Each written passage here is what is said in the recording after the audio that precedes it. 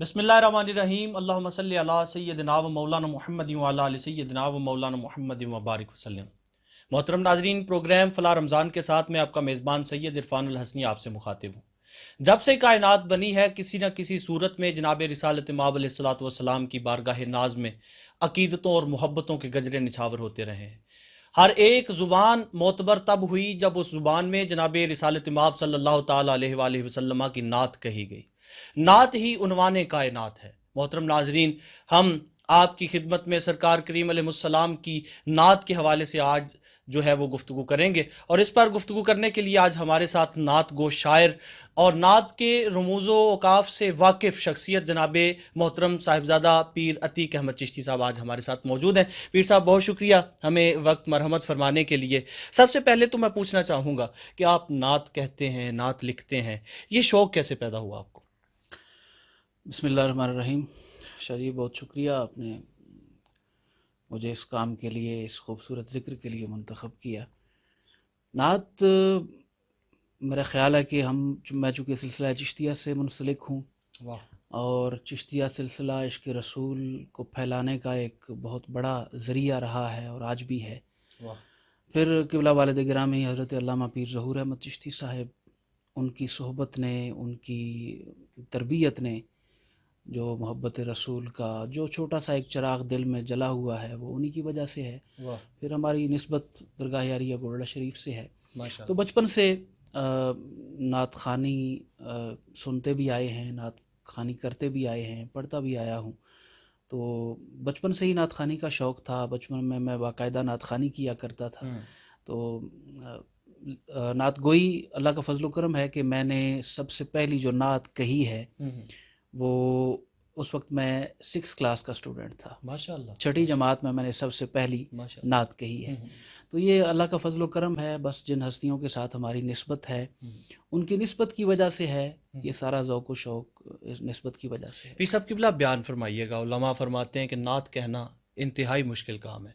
अदब से आप अदब के दायरे से बाहर भी नहीं जा सकते और मोहब्बत में हद से बढ़ भी नहीं सकते। तो इस मुश्किल काम को आप बतरीक़े हसन सर अंजाम दे रहे हैं। कभी किसी से कुछ सीखा आपने? मैंने सबसे पहले तो अपनी तबीयत जो है वो उस्ताद होती है। शायर जो है वो बनाया नहीं जा सकता। शायर कुदरती तौर पे, शायर को तिलमीज़ुर रहमान कहा जाता है। क्या बात। कि शायर सबसे पहले कुदरत का शागिर्द होता है। तो उसके बाद फिर मुताले से और जो सीनियर बुज़ुर्ग शुआरा हैं उनको पढ़ के, उनकी सोहबत में बैठ के बहुत कुछ मिलता है। तो मैंने बाकायदा शायरी के हवाले से इस्लाह जो है वो सिर्फ़ हज़रत प्रोफ़ेसर हफ़ीज़ ताइब रहमतुल्लाह ताला अलैह, उनसे भी मैंने ख़त व किताबत के ज़रिए, मुरासलत के ज़रिए इस्लाह ली है। लेकिन बुज़ुर्गों की सोहबत में बैठा हूँ। आज भी अल्लाह का फजल व करम है, सीनियर शायर हों, अहले इल्म हों, सूफिया हों, उनकी सोहबत में बैठने को ज़्यादा तरजीह देता हूँ दीगर कामों से। तो ये बुज़ुर्गों की सोहबत और फिर किताब की सोहबत, ये इंसान को निखारती है। तो ये बयान फरमाइएगा कि आप नात कहते हैं। एक अच्छा शायर जो नात कहे उसमें क्या क्या खूबियाँ होनी चाहिए? देखिए, सबसे पहले मोहब्बत और इश्क़ रसूल से ही बंदा नात की तरफ राग़िब होता है। तो इश्क़ रसूल के बाद, मोहब्बत रसूल के बाद इंसान को अपनी इस्तिताअत और बिसात के मुताबिक अहले इल्म होना चाहिए। नात गो शायर को कम अज़ कम मुताला ज़रूर करना चाहिए। कदीम और जदीद अदब का मुताला बंदे को करना चाहिए, ताकि इंसान का दिमाग भी खुलता है, इंसान के ज़हन के दरीचे वाह होते हैं। और फिर ये भी पता चलता है कि कौन से मज़ामीन नात में लाए जा सकते हैं, कौन से मज़ामीन नहीं बयान किए जा सकते, और कौन से मज़ामीन लोग बयान कर चुके हैं, किन किन तरीक़ों से लोग बयान कर चुके हैं। तो वो सारा इंसान के जहन में होना चाहिए। इन चीज़ों पर तवज्जो रखनी चाहिए। और फिर नात के जो आदाब हैं, जिस तरह आपने बयान फरमाया कि रसूल पाक अलैहिस्सलाम की ज़ाते वाला सिफ़ात बड़ी, वो बारगाह बड़ी नाजुक है। वो किसी उस्ताद ने कहा था कि उधर अल्लाह से वासिल, इधर मखलूक में शामिल। तो इतनी नाजुक सूरत हाल है कि अल्लाह ताला की ज़ात के साथ वासिल भी हैं और मखलूक में भी शामिल हैं। अब वहाँ इंसान को एहतियात के साथ बोलना चाहिए। कि बल्कि सूफिया कहते हैं कि बाखुदा दीवाना बाशो बा मोहम्मद होशियार। अल्लाह की बारगाह में तो बंदा جب عرض کرتا ہے کچھ تو دیوانگی کی حد تک بھی عرض کر سکتا ہے، لیکن سرکار کی بارگاہ ایسی ہے کہ جہاں انسان دم بخود ہوتا ہے، اس کی عقل، اس کا شعور، وہ ایک کنٹرول رکھنا چاہیے۔ بے شک۔ تو بیان کے حوالے سے بھی جب ہم نعت کہتے ہیں اور آپ کے فضائل بیان کرتے ہیں تو اس میں بھی ہمیں ایک احتیاط کرنی پڑتی ہے۔ تو یہ ساری چیزیں ہوں تو پھر ایک اچھا نعت گو وجود میں آتا ہے۔ پیر صاحب قبلہ گزارش کروں گا جو آپ نے لکھا، آپ کے دل کے قریب جو کلام ہے، آج ہمارے ناظرین کے ساتھ ضرور شیئر فرمائیے۔ الحمدللہ، اللہ کا لاکھ لاکھ شکر ہے، بہت سا نعتیہ کلام، مناقب اور پھر غزل بھی بہت کہی ہے۔ میرا ایک کلام جو میں ضرور نام لینا چاہوں گا، ہمارے وطن عزیز کے بڑے معروف ثنا خان ہیں اور بڑے پیارے ہمارے دوست ہیں سید زبیب مسعود صاحب، ماشاءاللہ۔ ان کے وسیلے سے میں ان کو کریڈٹ دوں گا کہ یہ کلام ان کے وسیلے سے دنیا کے بیشتر ممالک میں پڑھا گیا ہے، ماشاءاللہ، اور جہاں بھی وہ جاتے ہیں یہ کلام ان سے ضرور سنا جاتا ہے۔ تو یہ میری خوش نصیبی ہے کہ یہ دنیا کے کونے کونے میں یہ کلام پہنچا ہے۔ تو میں، آپ نے چونکہ انٹرویو شروع کرنے سے پہلے ارشاد فرمایا تھا کہ اہل بیت اطہار کا بھی ذکر ہو، تو اس میں نے کوشش کی ہے، یہ بنیادی طور پہ حمد ہے لیکن اس میں حضور علیہ الصلوۃ والسلام کا بھی ذکر ہے اور سرکار کی اہل بیت اطہار کا بھی ذکر کیا گیا ہے، تو یہ ساری چیزیں اس میں آ جاتی ہیں۔ تو میں چند شعر اس کے پیش کرتا ہوں۔ حسینیوں کی جزا لا الہ الا اللہ، واہ واہ، سبحان اللہ، سبحان اللہ۔ حسینیوں کی جزا لا الہ الا اللہ، یزیدیوں کی سزا لا الہ الا واہ واہ اللہ، واہ، سبحان اللہ، سبحان اللہ۔ حسینیوں کی جزا لا الہ الا اللہ، یزیدیوں کی سزا لا الہ الا اللہ۔ یہ لفظ منکر عطرت کے لب پہ کیوں آئے، ہائے ہائے، یہ لفظ منکر عطرت کے لب پہ کیوں آئے، کہیں گے اہل ولا لا الہ الا اللہ۔ واہ واہ واہ واہ، سبحان اللہ، سبحان اللہ۔ یہ لفظ منکر عطرت کے لب پہ کیوں آئے، واہ واہ واہ، کہیں گے اہل ولا لا الہ سبحان الا اللہ، اللہ۔ سبحان اللہ۔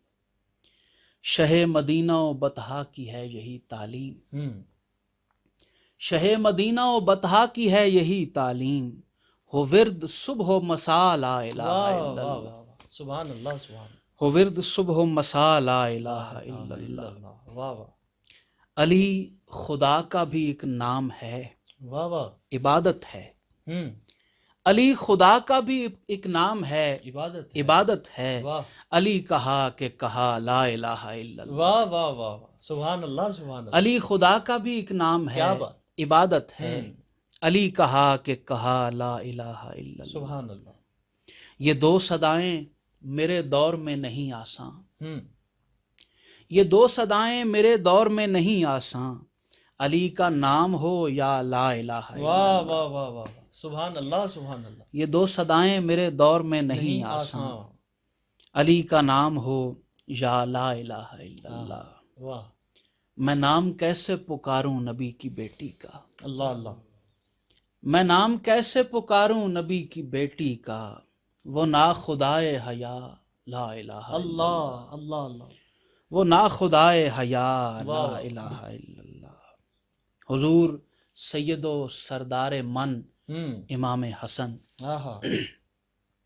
حضور سید و سردار من امام حسن، حلیم آل ابا لا الہ واہ الا واہ اللہ۔ واہ، حلیم آل ابا، سبحان حضور سید و سردار من امام حسن، واہ واہ واہ، حلیم آل ابا کیا لا کہہ، الہ کیا الا خوب ہے اللہ۔ جی، سبحان اللہ، سبحان اللہ۔ حسین پاک سے پوچھا کہ کچھ بچا بھی ہے، اللہ اللہ، حسین پاک سے پوچھا کہ کچھ بچا بھی ہے، تو سر کٹا کے کہا لا الہ الا ہائے اللہ۔ ہائے، سبحان اللہ، سبحان اللہ۔ حسین پاک سے پوچھا کہ کچھ بچا بھی ہے، تو سر کٹا کے کہا لا الہ الا اللہ۔ ہائے ہائے، بتا دیا ابو طالب کے گھر نے دنیا کو، واہ، بتا دیا ابو طالب کے گھر نے دنیا کو، ہے ہم سے دین کی بقا لا الہ الا سبحان اللہ۔ اللہ، سبحان اللہ، واہ واہ واہ، بتا دیا ابو طالب کے گھر نے دنیا کو، ہے ہم سے دین کی بقا لا الہ الا اللہ۔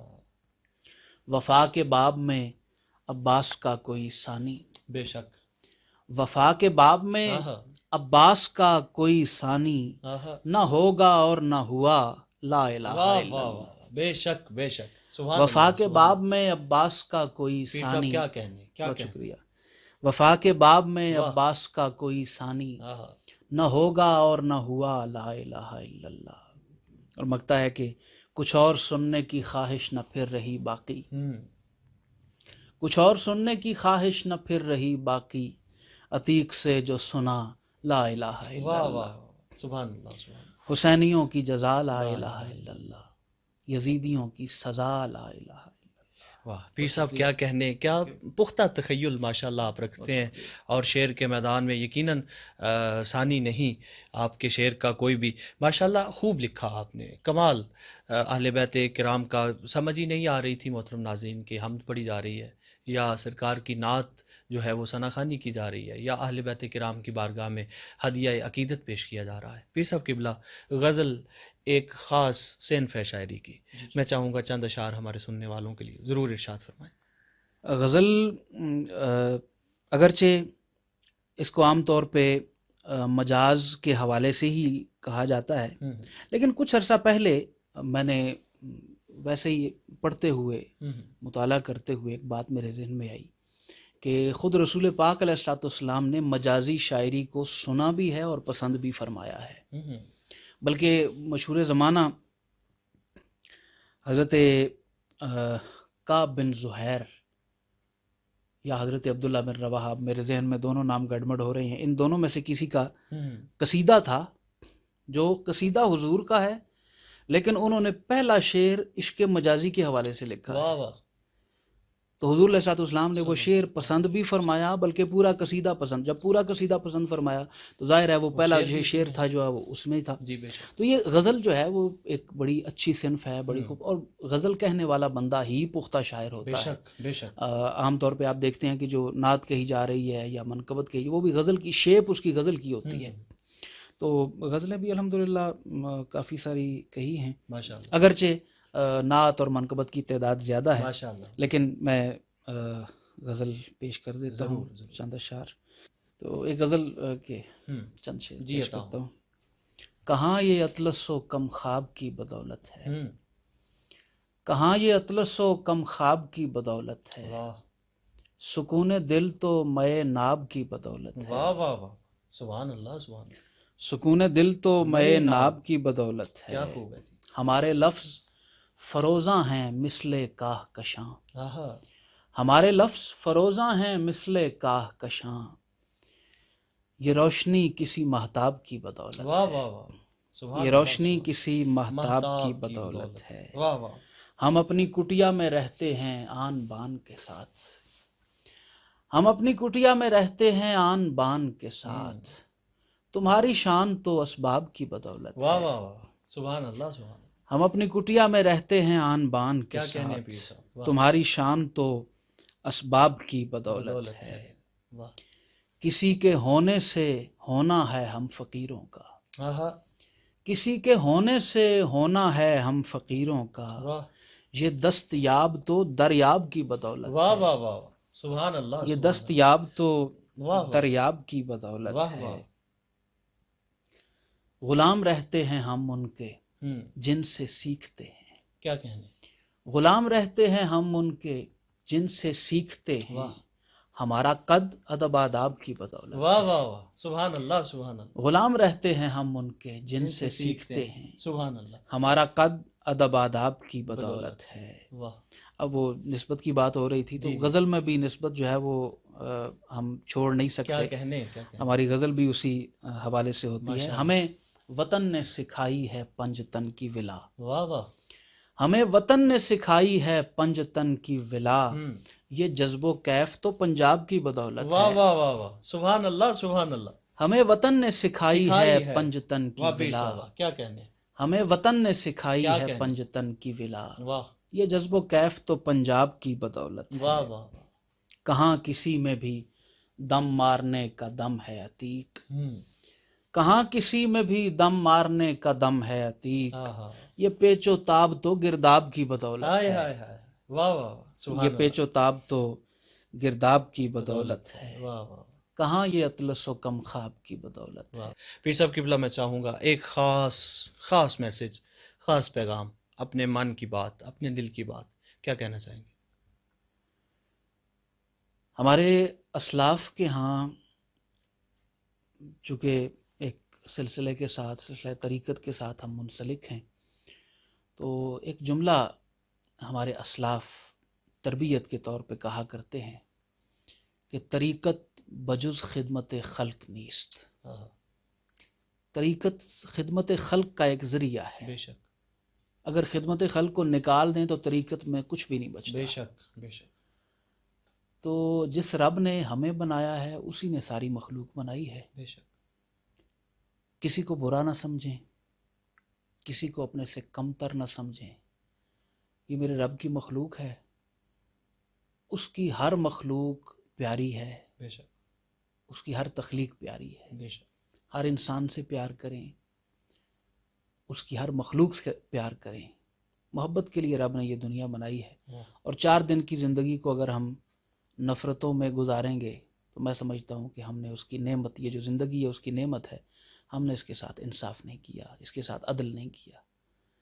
بس محبت، میرا پیغام محبت ہے جہاں تک پہنچے. واہ واہ. بہت شکریہ. پیر صاحب بہت شکریہ ہمیں وقت مرحمت فرمانے کے لیے. محترم ناظرین، جناب محترم پیر عتیق احمد چشتی صاحب آج ہمارے ساتھ موجود تھے.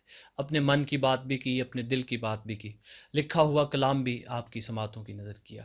پختگی تبھی آتی ہے جب دل میں کچھ ہو، جب دل کی زمین زرخیز ہو تو اس پر خدا کی رحمت جو ہے وہ بارش کی مانند برستی ہے، اور وہ ہونٹوں سے اظہار جو ہے وہ اشعار کی مانند ہوتا ہے. محترم ناظرین، جڑے رہیے سوچ ٹی وی پاکستان کے ساتھ. اپنے میزبان سید عرفان الحسنی کو اجازت دیجیے. اللہ نگہبان.